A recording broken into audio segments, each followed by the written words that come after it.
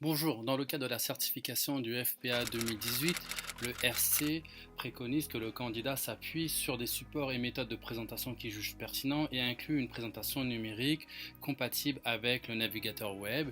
Cette présentation doit durer 3 à 5 minutes. Donc pour ce faire, j'ai choisi d'utiliser la technique photomontage, assemblée avec un logiciel qui s'appelle eMovie sur Mac. Et bien sûr, je propose de faire du lien, de mettre en exergue la CP3, concevoir des activités d'apprentissage et des ressources pédagogiques d'une séquence en prenant en compte l'environnement numérique.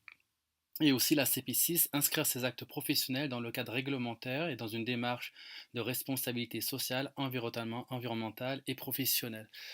Donc tout est fait pour que chaque apprenant se retrouve au centre du savoir. Il co-construit son parcours en utilisant les outils qui sont mis à sa disposition, les ressources formatives, les ressources de synthèse, les vidéos. Il va utiliser différents supports médias qu'il va retrouver sur Internet. Il existe beaucoup de petites vidéos sur YouTube qui va lui permettre de continuer à favoriser, d'acquérir en fait les compétences et les savoirs dont il a besoin. Alors, il existe plusieurs sites internet où vous allez pouvoir retrouver des formations en bâtiment à tout niveau, que ce soit du niveau 5 au niveau 1, qui sont des formations en e-learning, en VOD, qui sont très très bien faites. Donc, mon objectif, ce n'est pas de reproduire quelque chose qui existe déjà, mais c'est d'amener une touche un peu plus régionale.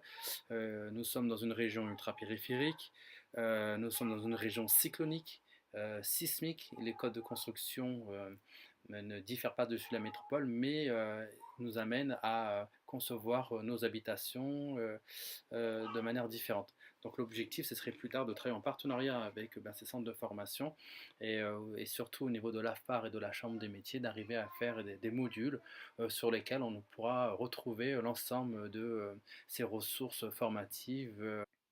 Donc en conclusion de cette petite vidéo, l'évaluation, l'auto-évaluation des apprenants, une grille d'évaluation leur est transmise.